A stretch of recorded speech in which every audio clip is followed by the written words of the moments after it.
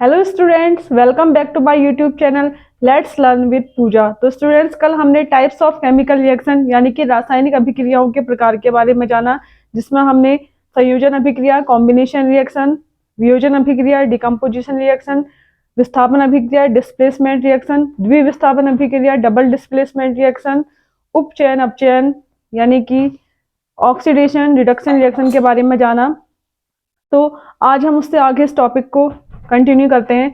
तो आज हम जानेंगे ऑक्सीकारक तथा अपचायक पदार्थ क्या होते हैं, यानी कि ऑक्सीडाइजिंग एंड रिड्यूसिंग एजेंट क्या होते हैं। ठीक है, तो सबसे पहले हम जानते हैं ऑक्सीकारक पदार्थ किसे कहते हैं।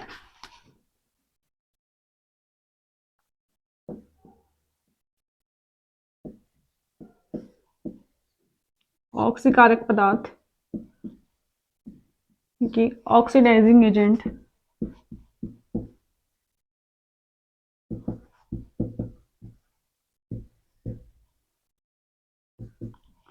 अब देखो स्टूडेंट्स, ऑक्सीकारक पदार्थ वो होते हैं जो क्या करते हैं, ऑक्सीजन को देने की क्षमता रखते हैं। ठीक है, ऑक्सीकारक पदार्थ वो होते हैं जो ऑक्सीजन को देने की क्षमता रखते हैं या हाइड्रोजन को क्या करते हैं, त्यागने की क्षमता रखते हैं। जैसे हमने एग्जाम्पल लिया था कल, क्या लिया था उपचयन अपचयन में, CuO प्लस ये क्या करता है, हाइड्रोजन के साथ रिएक्शन करता है, तो क्या बनाता है आपका Cu प्लस H2O।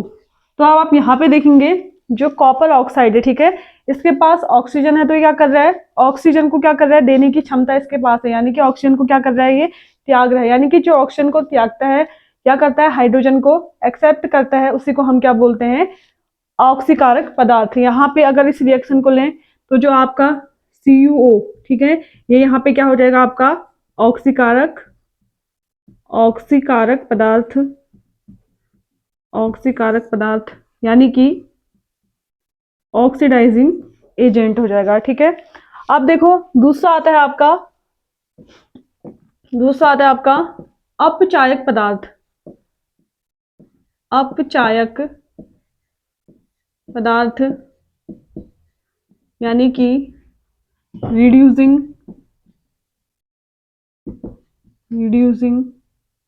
एजेंट। अब यहां पे देखो, अपचायक पदार्थ वो होता है जो क्या करता है, ऑक्सीजन को एक्सेप्ट करता है। ठीक है, ऑक्सीजन को क्या करता है, ग्रहण करता है, वो क्या कहलाता है, अपचायक पदार्थ। ठीक है, क्या करेगा, ऑक्सीजन को ग्रहण करेगा या क्या, या हाइड्रोजन को क्या करेगा, त्यागेगा, तो वो क्या कहलाता है आपका अपचायक पदार्थ। अगर हम इस रिएक्शन को देखें तो यहाँ पे H2 यहाँ पे क्या कर रहा है, ऑक्सीजन को क्या कर रहा है, एक्सेप्ट कर रहा है। ठीक है, ये ऑक्सीजन को एक्सेप्ट कर रहा है, तो ये क्या हो जाएगा आपका यहाँ पे अपचायक पदार्थ। ठीक है, अपचायक पदार्थ। तो क्या हो गया, तो ऑक्सीकारक पदार्थ वो होते हैं जो क्या करते हैं, ऑक्सीजन को देने की क्षमता रखते हैं या हाइड्रोजन को एक्सेप्ट करते हैं। ठीक है, या ऑक्सीजन देने की क्षमता रखते हैं या हाइड्रोजन को क्या करते हैं, एक्सेप्ट करते हैं, वो क्या होते हैं, आपके ऑक्सीकारक पदार्थ होते हैं। और अगर हम इस एग्जाम्पल को ले तो यहाँ पे जो कॉपर ऑक्साइड है वो क्या कर रहा है, ऑक्सीजन इसके पास देने की क्षमता है। ठीक है, ऑक्सीजन दे रहा है ये किसी को, तो ये क्या हो गया आपका ऑक्सीकारक पदार्थ हो गया। और अपचायक पदार्थ वो होते हैं जो क्या करते हैं, ऑक्सीजन को एक्सेप्ट करते हैं या हाइड्रोजन को क्या करते हैं, त्याग करते हैं, उसी को हम क्या बोलते हैं, अपचायक पदार्थ। अगर इसका एग्जाम्पल है तो यहाँ पे क्या है, हाइड्रोजन क्या है, यहाँ पे ऑक्सीजन को क्या कर रहा है, एक्सेप्ट कर रहा है, तो ये क्या हो गया आपका अपचायक पदार्थ हो गया। ठीक है, तो अब इससे आगे इस टॉपिक को कंटिन्यू करते हैं। तो देखो कल हमने उपचयन और अपचयन अभिक्रिया के बारे में जाना था। तो उपचयन अभिक्रिया वो थी जिसमें क्या होती है, ऑक्सीजन क्या हो रहा था, ऐड हो रहा था। ठीक है, ऑक्सीजन ऐड हो रहा था, तो उसी को हम क्या बोल रहे थे, उपचयन बोल रहे थे। तो अब हमारे दैनिक जीवन में उपचयन के क्या क्या प्रभाव है उसके बारे में सीखेंगे। तो सबसे पहले इसमें संचारण यानी कि कोरोजन,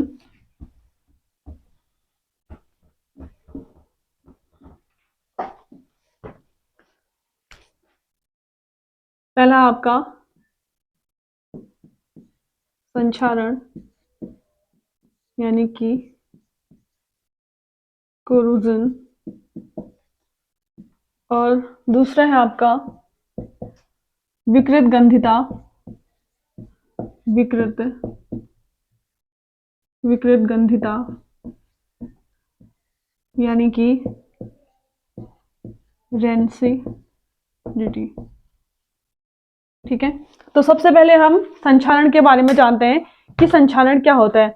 अब देखो स्टूडेंट, संक्षारण, अब देखो आपने देखा होगा कि अगर संक्षारण में देखा होगा आपने कि अगर कोई लोहे की कोई भी वस्तु होती है, अगर हम उसे किसी खुले स्थान में छोड़ देते हैं, जैसे आप लोहे की कील का एग्जांपल लो, अगर आप उसको बहुत टाइम तक खुले स्थान में छोड़ देते हो तो क्या होता है, उसके ऊपर क्या होते हैं कि लाल या भूरे रंग की क्या चढ़ जाती है, परत चढ़ जाती है। ठीक है, उसी को हम क्या बोलते हैं, संक्षारण कहते हैं। ठीक है, यहाँ क्या कहेंगे, उसको लोहे में जंग लगना। ठीक है, तो ये क्या होता है, संक्षारण में आता है। इसमें क्या होता है, अगर कोई भी धातु, ठीक है, कोई भी मेटल की वस्तुएं अगर क्या होती हैं आपकी वायु के संपर्क में, जल के संपर्क में, ठीक है, इस इनके संपर्क में आती हैं तो उनके ऊपर क्या हो जाती है, एक लेयर लग जाती है। ठीक है, उसी को हम क्या बोलते हैं, संक्षारण बोलते हैं।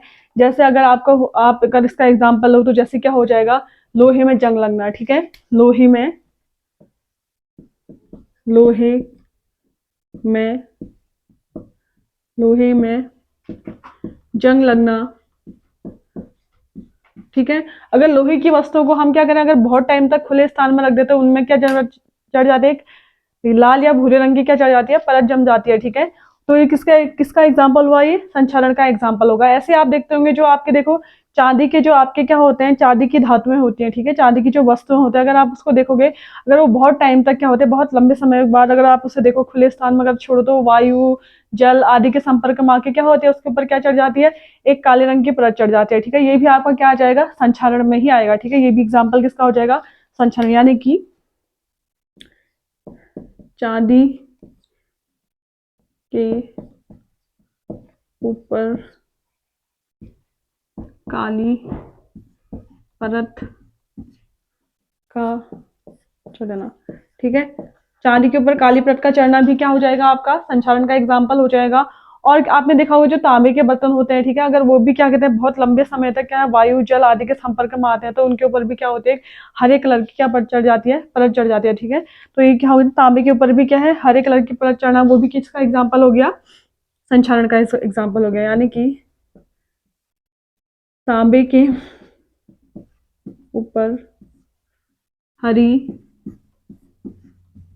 परत का चढ़ना।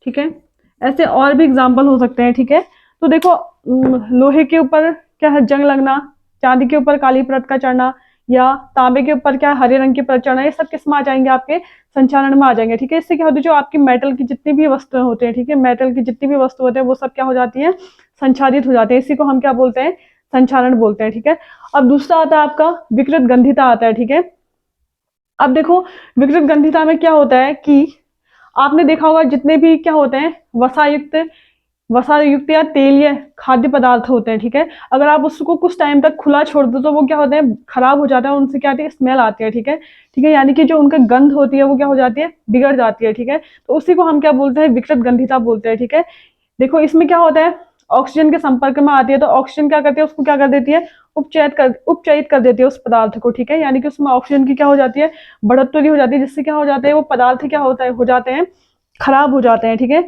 जैसे आपने घर में देखा होगा, अगर आप कुछ तेल वाले भोजन लो, जैसे पनीर हो गया, दूध हो गया, अगर आप उसको खुला छोड़ दो क्या होता है, स्मेल स्मेल करने लग जाते हैं। ठीक है, किसकी वजह से, ये विकृत गंध, यानी कि उसमें जो ऑक्सीजन के संपर्क में आने से वो क्या हो जाते हैं, खराब हो जाते हैं। अब आपने देखा होगा जो आपको मार्केट में चिप्स वगैरह के पैकेट मिलते हैं तो उनको क्या होता है, एक सील किया जाता है। ठीक है, और उसमें गैस भरी जाती है, यानी कि कौन सी गैस भरी जाती है, उसमें नाइट्रोजन गैस भरी जाती है। ठीक है, वो भी क्यों भरी जाती है, क्योंकि वो क्या होती है, बहुत ही कम क्रियाशील होती है, यानी कि अक्रिय गैस होती है वो, और क्या कहते हैं, ऑक्सीजन की तुलना में क्या होती है, कम क्रियाशील होती है। ऑक्सीजन तो बहुत जल्दी क्या होती है, क्या कहते हैं, वो अभिक्रिया करती है, लेकिन जो नाइट्रोजन गैस होती है वो उसकी तुलना में क्या होती है, कम क्रियाशील होती है। इसलिए जो आपके चिप्स के पैकेट होते हैं उनमें क्या हो जाती है, आपकी ऑक्सीजन को निकाल के क्या करते हैं, वो नाइट्रोजन गैस को भरते हैं। ठीक है, जिससे जो आपकी जो भी वस्तु है वो क्या हो, विकृत गंधित ना हो, यानी कि उसका जो स्वाद होता है वो ना खराब हो। ठीक है, तो ये क्या है, हमारे दैनिक जीवन में होने वाले क्या है, उपचयन के क्या है, एग्जाम्पल है। ठीक है, जैसे संक्षारण हो गया, इसमें भी क्या होगी, वस्तुएं ऑक्सीजन के संपर्क में आएंगी या पानी के संपर्क में आएगी तो क्या होता है, ये क्या होती है, जितनी भी मेटल्स की वस्तुएं होती है वो क्या हो जाती है, खराब हो जाती हैं। और विकृत गंधिता में जितने भी आपके ऑयली फैट्स वाले भोजन होते हैं, ठीक है, वो क्या हो जाता है, उनका स्वाद बिगड़ जाता है ऑक्सीजन के संपर्क में आने में, तभी तो उनको क्या करते हैं, या तो उनको बचाने के लिए क्या करना चाहिए, हमें ऐसे बर्तन में रखना चाहिए, जिसको ऐसे टाइट बर्तन में रखना चाहिए जिसके अंदर के ऑक्सीजन ना जा पाए, ठीक है। और जो चिप्स के पैकेट होते हैं उनमें क्या होते हैं, नाइट्रोजन गैस को भर देते हैं, जिससे कि क्या हो, वो ऑक्सीजन के संपर्क में ना आ पाए, ठीक है। तो यही हो, तो आज का टॉपिक यहीं पे हम समाप्त करते हैं। अब अगली क्लास नेक्स्ट वीडियो में देखेंगे, तब तक के लिए थैंक यू।